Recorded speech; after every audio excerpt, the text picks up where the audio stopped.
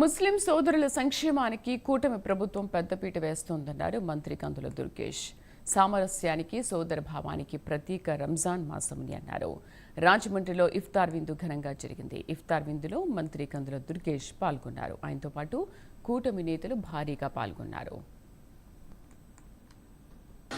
ముస్లిం సోదరులందరికీ కూడా రంజాన్ శుభాకాంక్షలు తెలియజేస్తూ అదేవిధంగా ఈ కార్యక్రమాన్ని ఏర్పాటు చేసినటువంటి ఆంధ్రప్రదేశ్ రాష్ట్ర తెలుగుదేశం పార్టీ ప్రధాన కార్యదర్శి డి గణేకృష్ణ గారికి, ఇతర కూటమి నాయకులందరికీ కూడా అభినందనలు తెలియజేస్తూ ఈ పవిత్రమైనటువంటి రంజాన్ మాసం మీరు ఉదయం నుంచి కూడా ఏమీ తినకుండా నమాజ్ చేస్తూ సాయంత్రం ఈ రోజు కార్యక్రమంలో పాల్గొనడం, తద్వారా మీరు ఒక పవిత్రమైనటువంటి కార్యక్రమాన్ని నిరంతరం నిర్వహిస్తూ ఉంటారు. అందరూ కూడా మనందరం కూడా కోరుకునేది కూడా అల్లాహ్కి దువా, అల్లాహ్ యొక్క దయ మన మీద ఉండాలనేటువంటి మాటని మనందరం కూడా కోరుకుంటాం.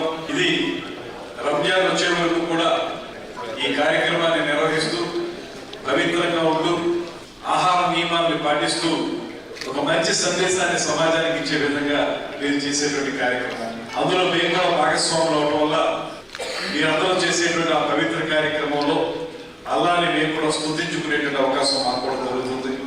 పవిత్ర రంజాన్ మాస సందర్భంగా ఉపవాసాలు ముస్లిమ్స్ అందరూ కూడా ఉపవాసాలు చేస్తూ ఉంటారు. ఈ ఉపవాసాల ద్వారా శరీర శుద్ధి, ఆత్మశుద్ధి కూడా కలుగుతూ ఉంటుంది. మేము ఇక్కడ ప్రతి సంవత్సరంలాగా ఇక్కడ కూడా రంజాన్ ఉపవాస దీక్షలకి ఇక్కడ ఇఫ్తార్ విందుని ఏర్పాటు చేయడం జరిగింది. రాజమండ్రిలో ఉన్న అన్ని మసీదుల నుంచి కూడా మసీద్ కమిటీలు అందరినీ కూడా పిలిచి ఒకే చోట కూర్చోబెట్టి ఇక్కడ ఈ కార్యక్రమాన్ని ఏర్పాటు చేస్తాం. దీనికి అటెండ్ అయిన అందరూ ముస్లిం సోదరులందరికీ కూడా హృదయపూర్వకమైన నమస్కారాలు, ధన్యవాదాలు తెలియజేసుకుంటూ దీన్ని సహకరిస్తున్న మా సహచర మిత్రులందరికీ కూడా నమస్కారాలు తెలియజేసుకున్నాను. ముఖ్యంగా ఈ సమావేశానికి రాజకీయాలకు అతీతంగా పెట్టిన కూటమి సభ్యులు అందరూ కూడా వచ్చారు. ముఖ్యంగా మినిస్టర్ గారు దుర్గేష్ గారు వచ్చారు. అదేవిధంగా రాజమండ్రి రూరల్ శాసనసభ్యులు బుచ్చి చౌదరి గారు కారణాంతరాల వల్ల ఆయన విజయవాడలో ఉండిపోవడం, అదేవిధంగా సిటీ శాసనసభ్యులు వాసు గారు ఢిల్లీలో ఉండిపోవడం జరిగింది.